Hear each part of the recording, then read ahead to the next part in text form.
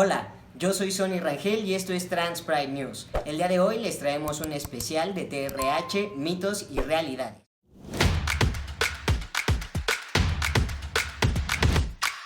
Hola, hola, es un gustazo estar aquí con ustedes, contigo, mi querido Sony.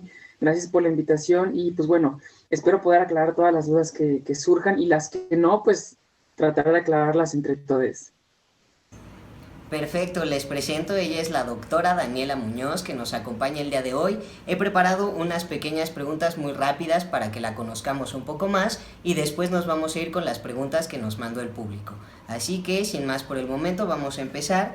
Quería preguntarte, Daniela, ¿cuándo iniciaste tu tratamiento o tu transición? ¿Cuánto tiempo llevas viviéndote como Daniela?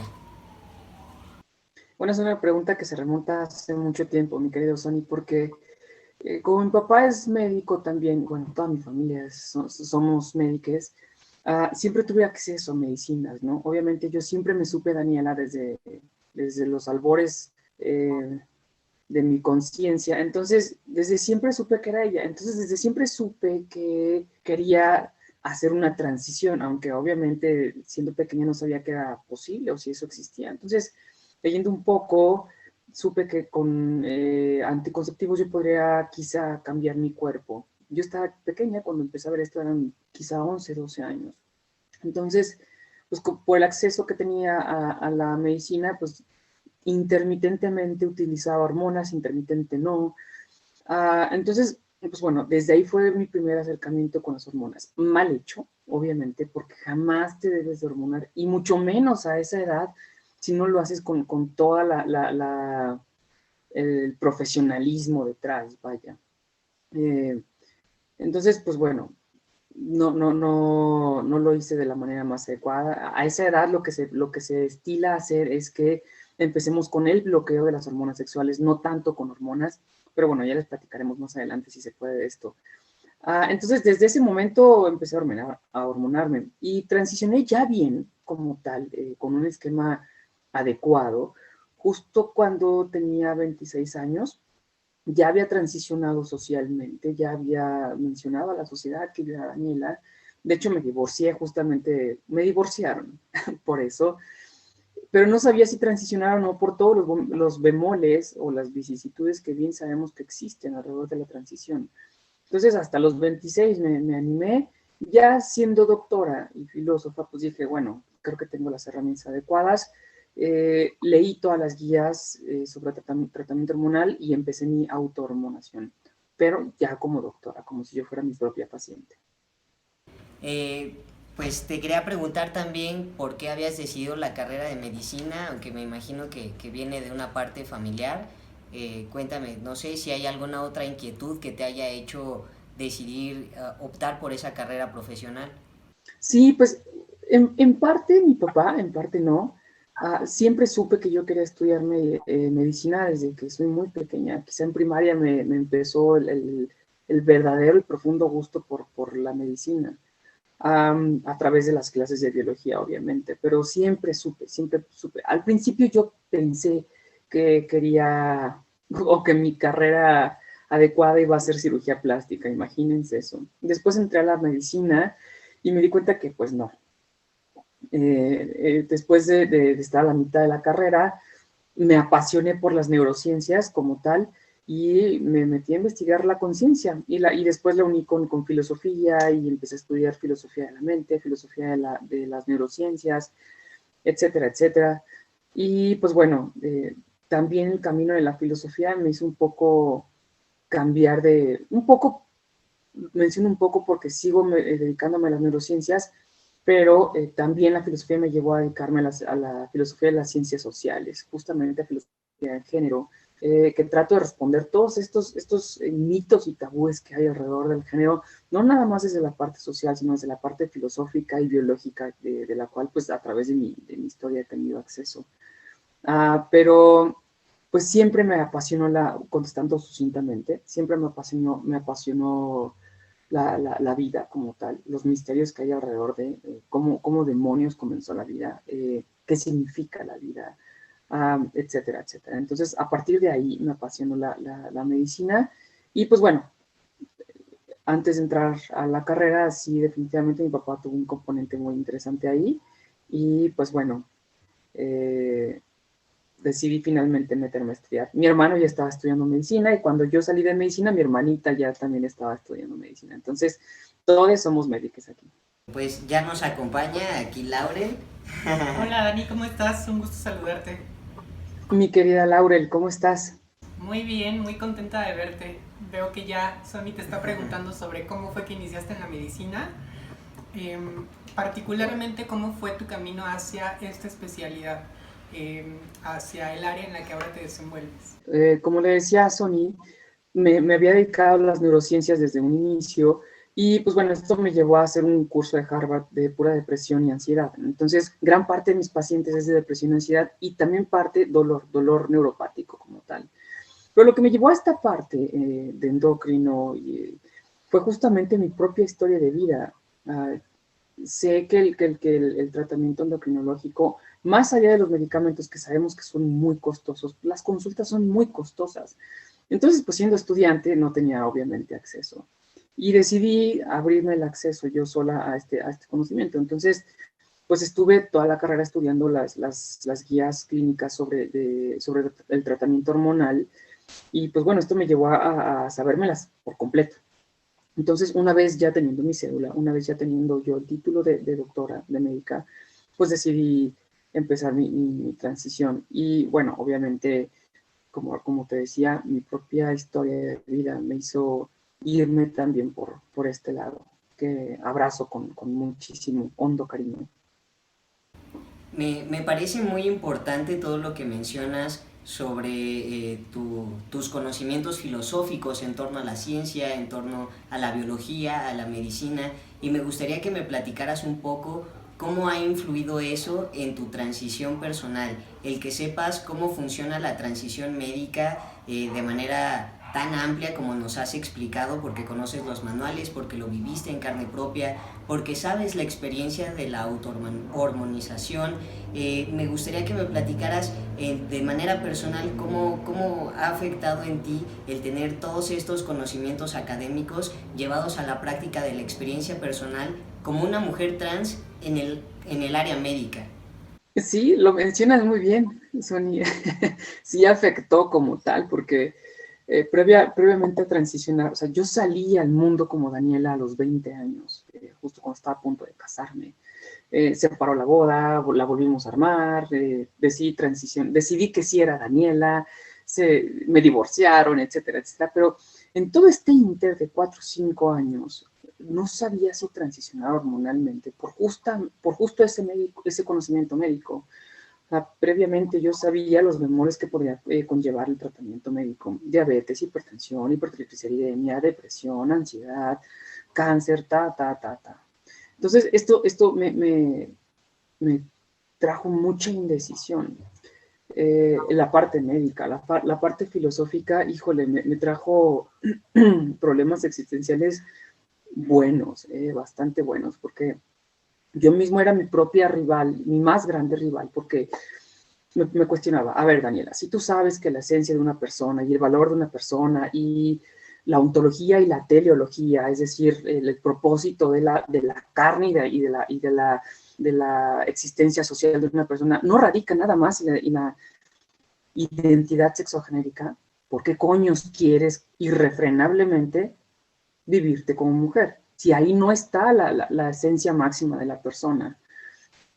Y mi otra parte de Daniela decía: sí, no me importa, pero quiero ser mujer. Entonces era ahí un juego gigantesco de mí misma contra mí misma, que después ya entendí que no tengo que estar cuestionándolo. O sea, es como, ¿por qué no tengo que estar cuestionándolo? Porque justamente cuestionar esa parte de mí es cuestionar, como trilladamente se dice, muy trilladamente se dice, como cliché incluso.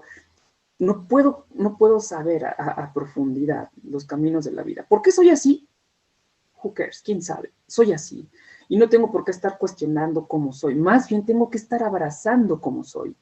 Independientemente de que mi identidad sexogenérica no me conforme completamente, si quiero ser A o B o C o D, punto. Vívelo, sélo. Así es lo que yo me dije ya finalmente para poderme dejar de cuestionar y porque era un dolor de cabeza espantoso. Entonces, más allá de que haya sido un aliciente para transicionar, yo creo que me trajo más stoppers, más impedimentos. Pero después de que transicioné, desde de que empecé, realmente vi que eran miedos infundados, porque si bien está la parte del posible, del quizá, en cuanto a diabetes y todas las demás consecuencias, son estadísticas que no funcionan de la misma manera en una u otra persona y en uno u otro caso.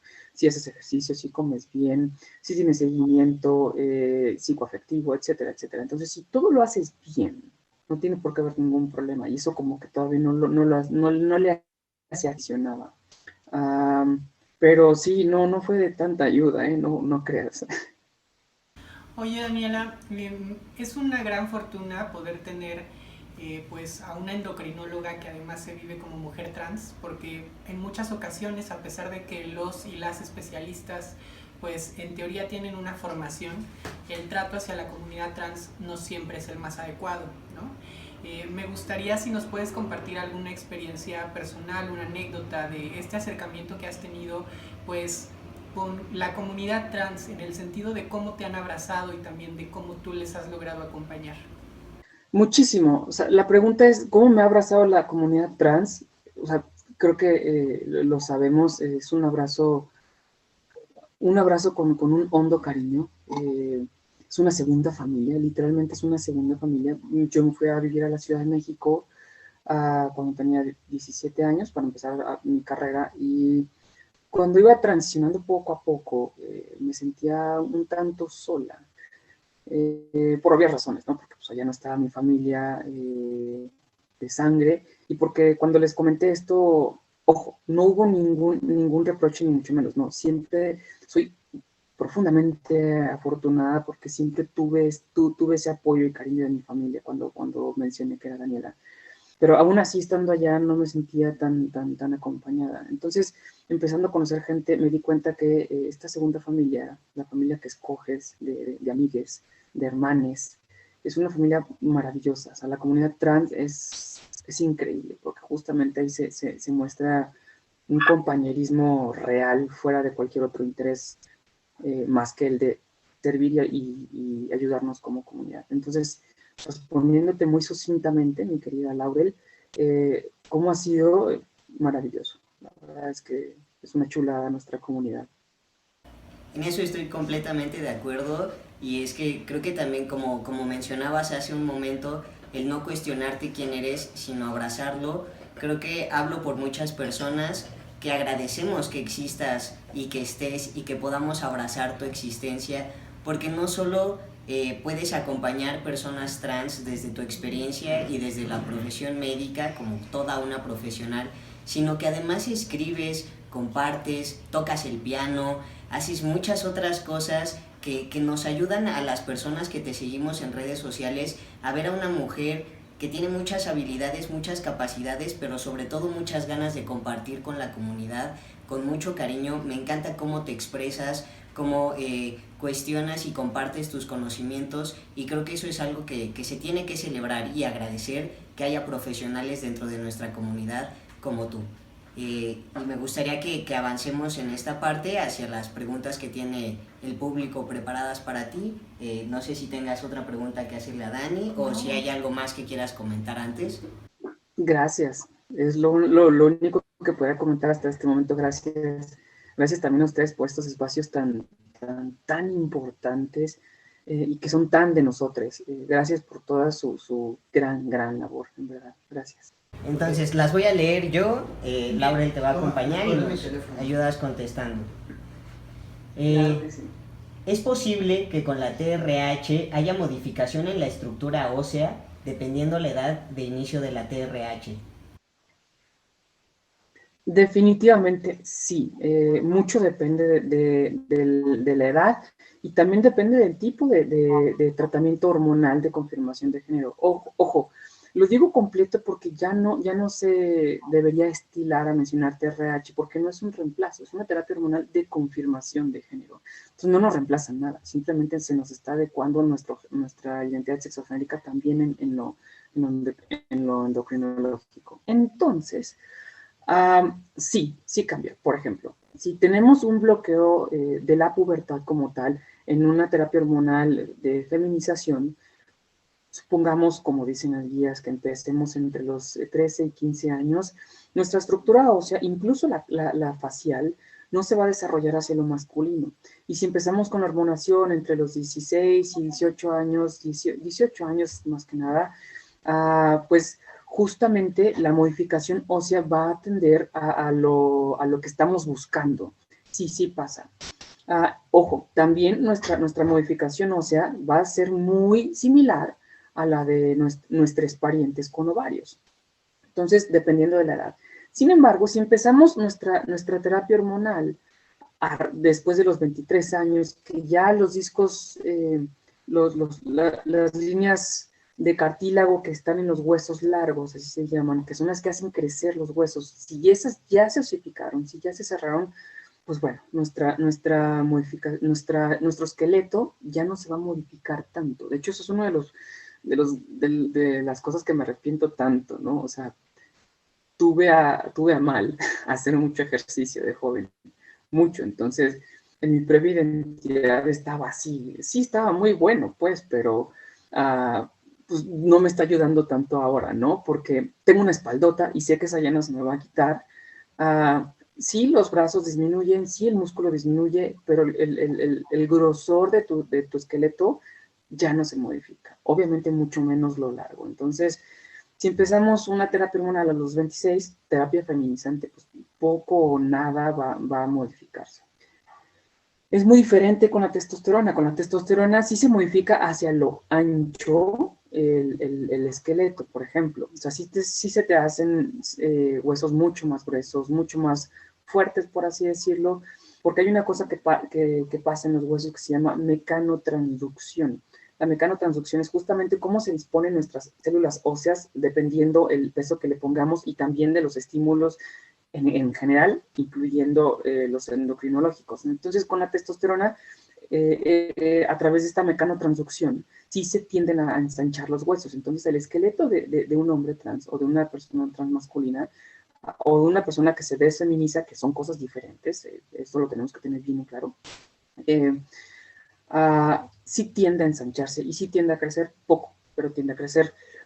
Si empiezas tu terapia hormonal masculinizante a los 17, 18 años, vas a crecer bastante, muy similar a lo de tus parientes con testículos. No digo hombres ni mujeres para no utilizar este lenguaje del que nos queremos alejar. Entonces, sí se modifica. Siendo muy lacónica en mi respuesta, sí se modifica dependiendo de la edad. Hablando de personas con ovarios o con útero, ¿es cierto que al tener quistes es más riesgoso llevar este tratamiento hormonal? Depende qué tipo de quistes. Generalmente tendemos a pensar en quistes ováricos, a cualquier bolita que vemos ahí en el ovario. ¿Escuché bien quistes ováricos o uterinos? Bueno, ováricos. De los dos casos.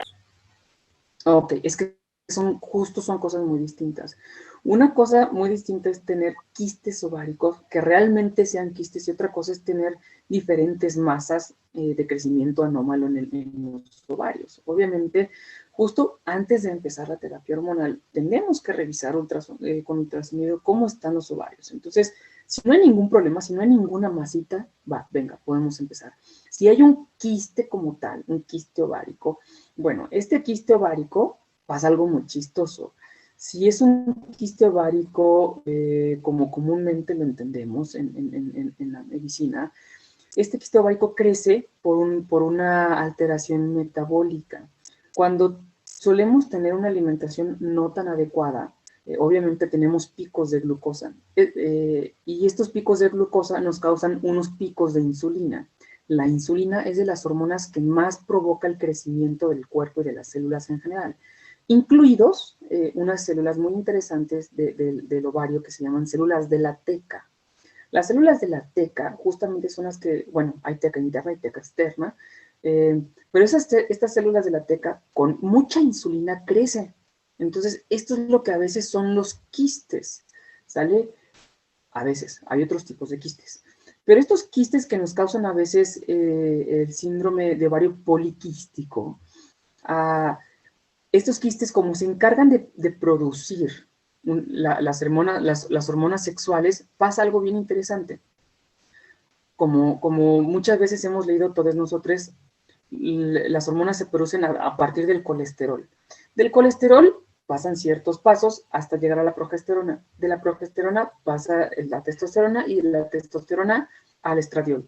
El estradiol es nada más una testosterona con una cosa que se llama anillo bencénico o anillo aromático. Es lo único que pasa. Entonces, esta célula de la teca, más bien estas células de la teca, cuando crecen mucho, producen mucha testosterona y no logran convertirla a estrógenos. Entonces, por eso las personas con ovario poliquístico pues tienen más vellito, que es hirsutismo, empiezan a desarrollar características sexuales de masculinización, etcétera, etcétera. Entonces, pues, realmente, siendo muy concreta, siempre me explayo muchísimo, perdón, pero siendo muy concreta, pues justamente lo que va a hacer este tratamiento es nada más dar más testosterona al cuerpo. Que no pasa nada, sin embargo, tenemos que resolver el ovario poliquístico, porque el ovario poliquístico lo que nos está diciendo es que hay mucha insulina por una mala alimentación.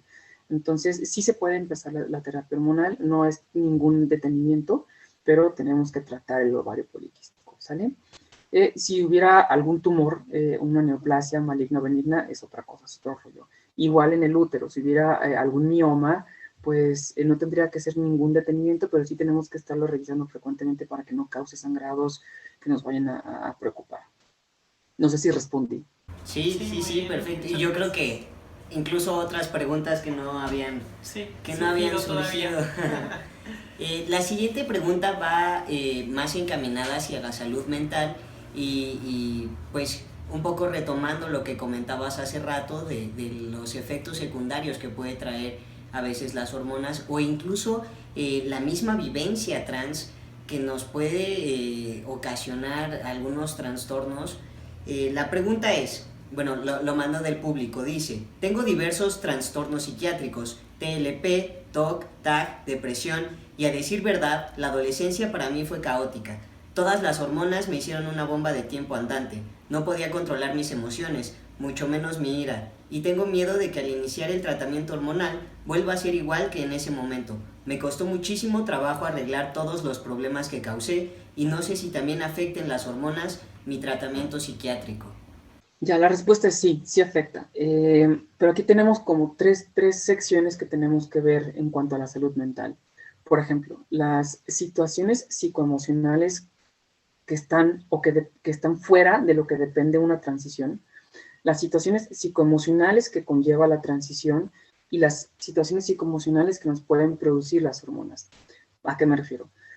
Puede ser que yo no transicione todavía y que no tenga ninguna situación psicoemocional, como por ejemplo estrés o ansiedad o depresión. ¿Por qué? Porque transicionar como tal sí nos provoca eso, pero no es como que venga de nosotros, sino que toda la coerción que hay social alrededor de nuestra vivencia nos provoca esto.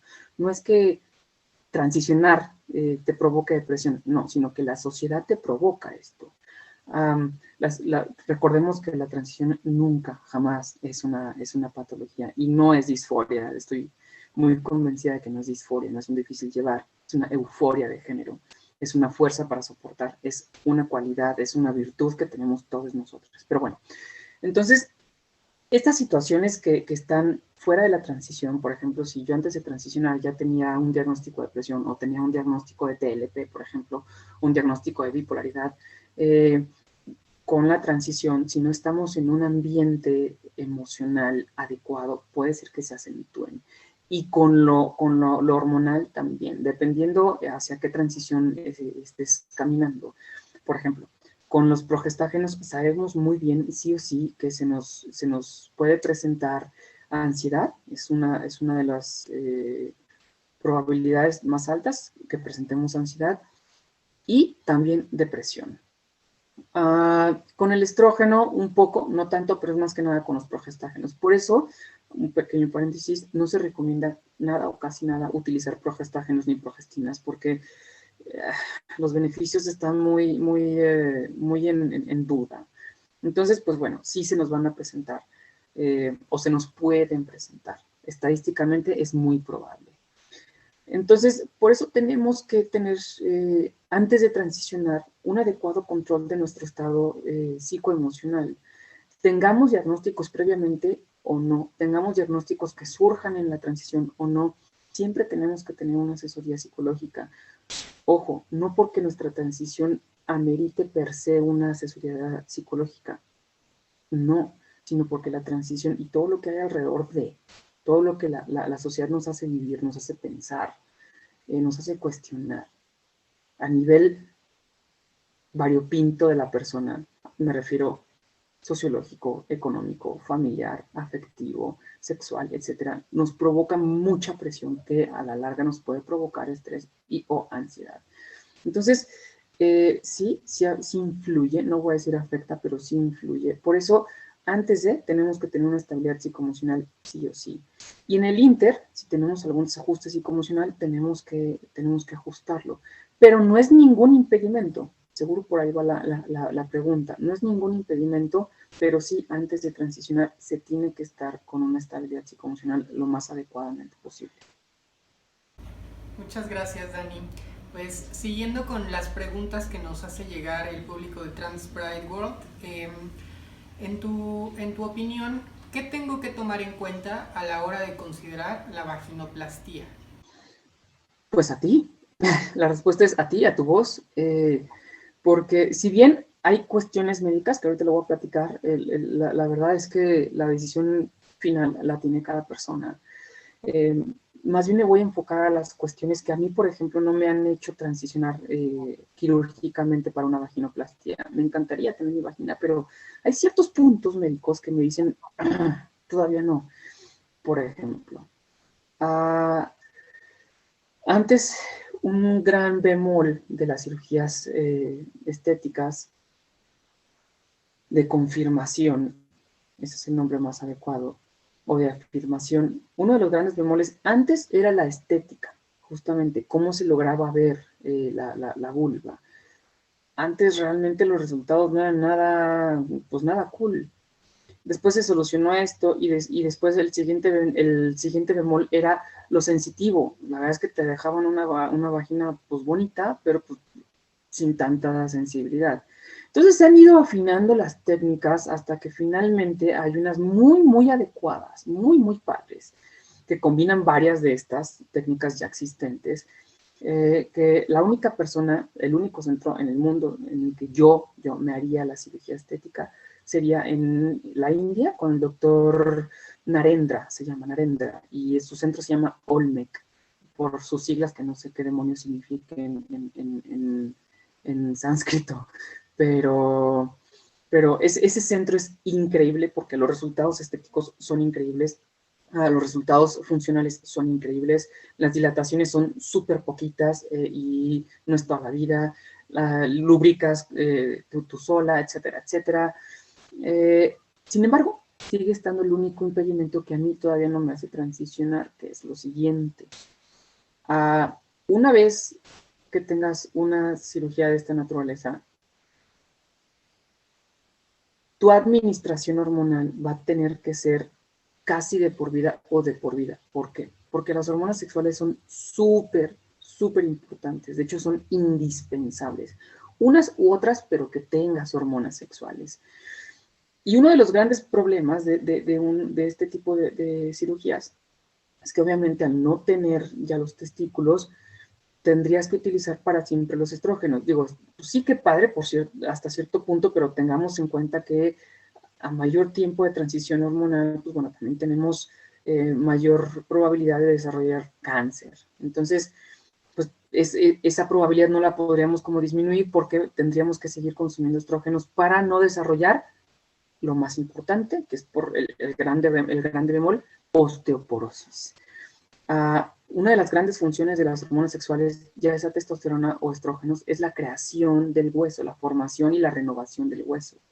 Entonces, si ya no tienes estrógenos, si ya no tienes testículos, vas a tener que consumir estrógenos de por vida o casi de por vida, porque tan pronto los dejes, tu descalcificación empieza y puedes tener fracturas patológicas Fracturas patológicas se llaman aquellas que se dan por una osteoporosis, ¿sale? Entonces, puede ser que te fractures, supongamos que tienes la vaginoplastia y a los 60 ya estás harta o arte, según tu género y tus pronombres, ya estás arte de las hormonas, o simplemente no quieres tener cáncer de mama, por ejemplo, porque no te has hecho una mastectomía, porque sí, puede haber mastectomía y tener implantes y no pasa nada. Pues bueno, ahí probablemente empiece tu descalcificación, ¿sale? Entonces, una fractura patológica a los 65 años de cadera, por ejemplo, es grave y la verdad es que la calidad de vida baja mucho. Entonces, para mí ese es el único inconveniente. Me pueden decir, pues bueno, es que puedes consumir los estrógenos para siempre. Sí y no, la verdad es que algo que tengo que decir, ojalá no me cuelguen mis compañeros trans y colegas, etcétera, pero la testo es una hormona bien chida, bien chida, o sea, en muchos aspectos. De hecho, ahorita estoy con casi nada de hormonación para levantar mi testo y la verdad es que mi ánimo está de maravilla. Pues sí, tengo erecciones espontáneas, etcétera, ya me puse otra vez mamada, que no me gusta eso, pero mi estado de ánimo mejora muchísimo y la verdad es que está increíble la testo. Pero tiene sus bemoles, ¿no? Que me volví a masculinizar de manera importante en algunas áreas como la espalda, los brazos, etcétera. Pero justo en lo personal, esa es otra de las causas por las cuales no me gustaría deshacerme de los testículos, porque pues, la testo es muy chida, en mi caso, y no me gustaría deshacerme de esa parte de mí. No física, sino la física sí, me encantaría tener vagina, pero la verdad es que la testo es una muy buena hormona, mejora mucho el estado de ánimo, mejora mucho ciertos parámetros de tu bioquímica en general. Entonces, esos son los dos stoppers para mí. Además de que la libido se provoca por la testo y está muy bien sabido que sí disminuye tu libido si no tienes testosterona. Y si tienes una orquiectomía, una vaginoplastia, pues tu libido puede estar muy afectada. Dependiendo también el cómo te excitas, cómo te erotizas, cómo te autoerotizas y también obviamente tu rol sexual, etcétera, etcétera, etcétera. Pero para mí pues, no es como muy factible ahorita, aunque me encantaría, creo que la mejor opción para mí ahorita es esta, la que estoy viviendo. Fuera de eso, si a ti no te preocupa, por ejemplo, la estética y no te preocupa tomar hormonas toda la vida, pues dale, la verdad es que ya este centro, que se los juro que no me pagan por anunciarlo, pero es el único donde yo me haría la transición genital, es increíble, los resultados son increíbles. Chequenlo, es Dr. Narendra, su clínica se llama Olmec. Pues, si no te es inconveniente la parte de no tener testo y la parte de tomar hormonas para siempre, pues dale, no debería de haber ningún otro bemol, pero cada persona tiene sus por qué sí, por qué no. Entonces, médicos son esos, que vas a tener que tomar hormonas para siempre, entre comillas, porque también hay otros tratamientos para osificarte, y que, pues bueno, la testo es necesaria. Perfecto. ¿Puedo hacer un comentario? Sí, Adonai quiere Igual hacer un comentario. Lo podemos cortar o lo podemos dejar o como sea, pero me parece muy chido lo que acabas de decir, porque en la línea trans leemos a muchas chavas que literalmente anulan como no sé, como la testosterona y anulan como su vida sexual y anulan sus genitales y todo esto. Entonces me parece muy chido como hablarlo desde un punto de, oye, la testo me hace sentir bien y sí tengo erecciones, pero pues también estoy más alegre y todo eso. Me parece como muy fuerte y muy bonito también. O sea, porque es todo lo contrario a lo que se escucha de chavas trans. Sí es muy diferente esto, como bien mencionas, creo que por ahí está hablando Adonai. Pero ojo, puede ser que tener una erección sea completamente traumatizante para ti. Yo tengo amigues y tengo amigas y tengo también colegas y colegas que están en la misma situación de transición y para ellos una erección representa algo abominable. Por eso digo que depende de cada quien. O sea, si para ti tener una erección resulta incluso doloroso de ver, doloroso de sentir, pues a menos que tengas priapismo o algo así, ¿no? Pero doloroso de ver, de experimentar. pues obviamente tenemos que poner en una balanza. La transición es eso, poner en una balanza los bemoles, pros y contras de tu transición, y dependiendo cómo se inclina y para dónde se inclina esta balanza, es el camino que tienes que tomar o que debes de tomar o que puedes tomar, tanto hormonal como física como socialmente. Esto es bien importante, ninguna transición es igual, ninguna. Por lo tanto, los parámetros, aunque sí haya guías clínicas, ninguna debe llevar lo mismo que la otra. Por eso cuando nos dicen, ay, manita, ¿tú qué utilizaste? Pues yo utilicé esto, pero pues nomás yo, porque eso se acopla a mi experiencia de vida y a mi historia. Entonces puede ser que sí, una erección resulte atroz. Entonces, pues tenemos que adecuar a cada persona el camino de esa persona. Me refiero al camino hormonal de la transición.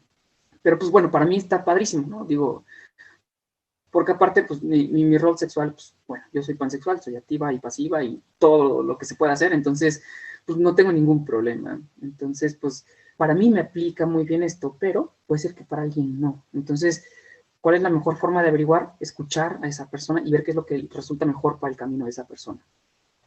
Está súper bonito también cómo lo planteas siempre desde una experiencia, claro, desde tus ojos como especialista, pero que también se respeta la vivencia personal de cada persona, ¿no? Yo, por ejemplo, ahora escucho a mis compañeros decir, y también te escucho a ti decir, que la testosterona es una hormona fabulosa, y ciertamente, al menos en mi experiencia, no he experimentado algún cambio de humor o no me ha faltado la energía o el buen ánimo a partir del comienzo de mi tratamiento hormonal, ¿no? Pero claramente también me parece muy valioso lo que dice Adonai, en el sentido de que las personas tienen que considerar si efectivamente quieren anular toda esta parte tanto física como hormonal de su cuerpo, ¿no? Y siempre es muy importante tener esta información que ahora tú nos estás compartiendo, porque de esa manera se puede poner en la balanza y se puede contrastar.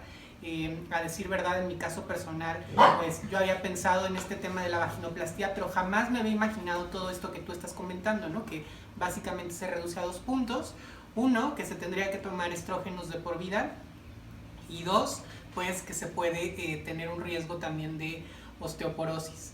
Entonces, pues nada, muchas gracias por compartirnos esta información, Dani. Me parece muy valioso, perdón que interrumpa, que nos compartas también desde tu experiencia personal, con tanta apertura y con tanto amor a tu transición y a tu camino, porque creo que eso también nos hace falta al momento de ir al médico, con un especialista en endocrinología. Se siente a veces esta barrera cis y trans, ¿no? Está la persona especialista que conoce en teoría todo este proceso y sabe llevarlo a la práctica en otra persona, pero contigo se puede encontrar a una especialista que sabe en carne propia y sabe con los sentimientos y los afectos lo que se siente transitar, y me encanta escucharte porque contemplas experiencias no binarias, y creo que eso también urge que se hable dentro de nuestra comunidad, en estos espacios, que las personas no binarias sepan que también es una posibilidad para ellas acercarse a un tratamiento hormonal que les ayude a llegar a los propósitos que tienen personales, ¿no? Porque así como mencionas que habrá mujeres trans que no tengan problema con los efectos de la testosterona, también habrán hombres trans que no tengan problemas con no consumir o no optar por un tratamiento médico con testosterona, y que se puedan sentir bien así. Habrá personas intersexuales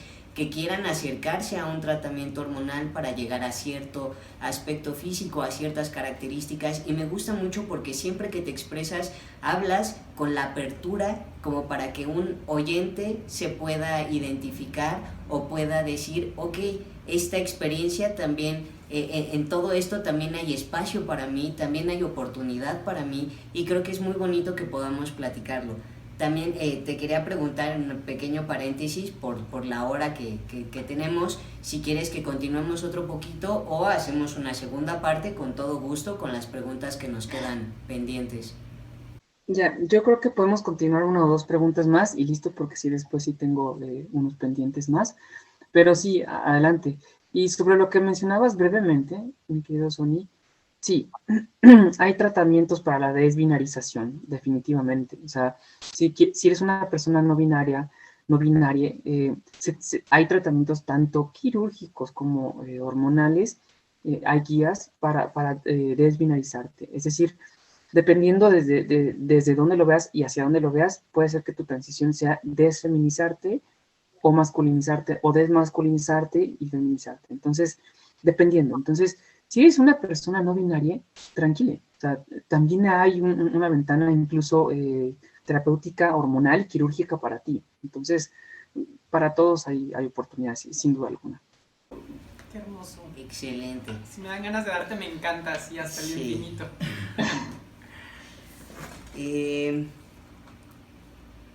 Estoy escogiendo alguna que no sea tan repetitiva, porque ya tocaste varios puntos, entonces ya contestaste muchas preguntas que nos habían mandado. Ahora, esta creo que me parece muy importante. ¿Nos puedes hablar de los riesgos de autohormonarse, ya como más puntuales desde tu lado profesional y desde tu experiencia? Sí, claro, el riesgo más latente ahí es la muerte, o sea, sí puedes morir. ¿Cómo puedes morir? Pues bueno, uno de los más frecuentes, por así decirlo, sería un evento de trombosis profunda, que te pueda llevar a trombosis pulmonar y o trombosis cerebral. Entonces, sí te puedes morir. Entonces, por favor, no lo hagan. Las hormonas no son un chiste. Tu transición no es un chiste, tu camino y tu vida y tu salud no es un chiste. Entonces, algo que yo digo, muy desde mi experiencia, puede ser que no aplique para alguien más, pero ninguna transición es por encima de tu salud. Entonces, no lo hagas a costas de tu salud. Jamás, jamás, jamás, jamás. Pero bueno, sí hay. ¿Cuáles son los bemoles de autohormonarte? Por ejemplo, presentar trombosis, ya sea trombosis venosa superficial o profunda. La profunda ya platicamos qué es lo que te puede pasar. La superficial es lo que te crea varices. También te puede crear diabetes. Yo en algún punto, en esta ansiedad de feminizarme, estaba tomando mucho más de los estrógenos que debería y llegué a tener 125 de glucosa en ayuno. Eso es un puntito antes de diabetes. Entonces, el riesgo de diabetes está ahí y sí te puede dar diabetes si no te hormonas bien y además si no haces ejercicio, una buena alimentación, etcétera, ¿no? Entonces, diabetes es una. Tanto para la hormonación con estrógenos como con testosterona, diabetes, hipertensión, hipertrigliceridemia, hipercolesterolemia, bueno, dislipidemias en general. La hipertensión es un problema también porque te puede causar derrames cerebrales en un futuro no tan lejano, y también infartos cardíacos. ¿Qué otros te pueden dar? Obviamente ya los platicamos, alteraciones psicoafectivas, porque si te estás autoadministrando dosis que no son, en intervalos que no son, definitivamente sí va a haber un desequilibrio psicoemocional que te va a causar bastantes sinsabores. Entonces, esa es otra. Cáncer, definitivamente, si tú estás hiperestimulando en intervalos que no son y en dosis que no son, te puede dar cáncer de mama, independientemente del tratamiento que tengas, cáncer de mama, cáncer de uterino, cáncer ovárico, cáncer testicular, etcétera, etcétera. Cáncer prostático también, si no te cuidas bien esa parte.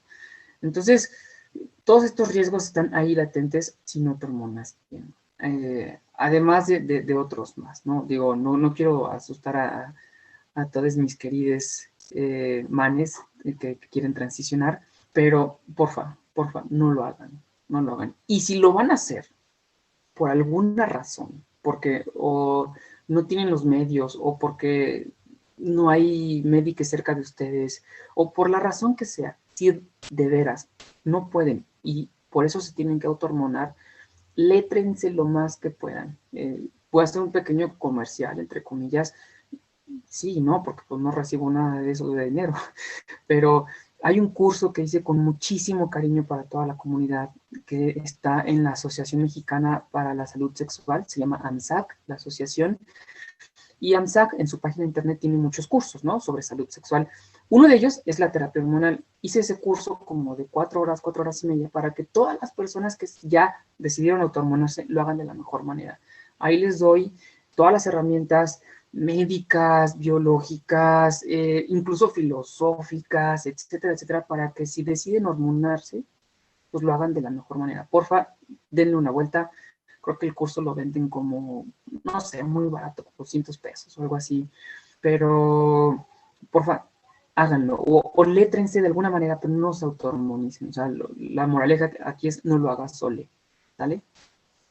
Agradecemos mucho que nos des esa información. Yo de manera personal ya sabía que estabas trabajando en ese curso y se te agradece infinitamente. Sabemos que la comunidad trans es en su mayoría, en su gran mayoría, una comunidad precarizada. Sabemos y tenemos muy presente que la gran mayoría de nuestros hermanos pueden llegar a vivir en situación de calle, que tienen que dejar sus estudios, que al no tener documentos oficiales que les respalden el acceso a la medicina, a la educación, a todas las áreas de una vida digna es complicado. Por eso es que también se hace ese hincapié en no se autohormonen, porque pueden generar problemas de salud a largo, corto, mediano plazo.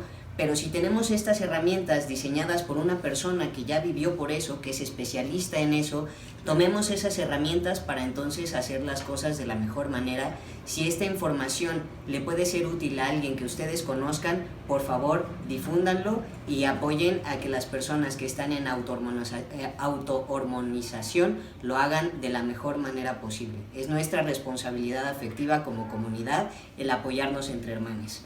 De acuerdo.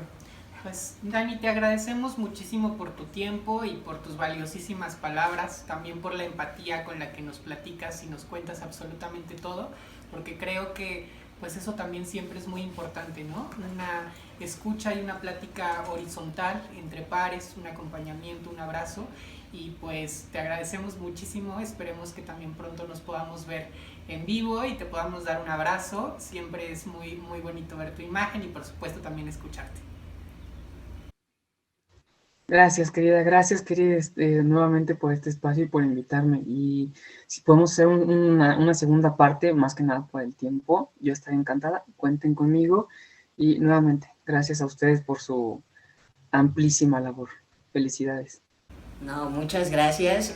Sin duda tendremos un segundo episodio y queremos agradecerte también por ser nuestra primera invitada oficial en su espacio Trans Pride News. Recuerden que tenemos línea de atención en WhatsApp si necesitan ayuda, si necesitan que les compartamos datos que se dijeron aquí y que no alcanzaron a retomar. También escríbanos con toda la confianza.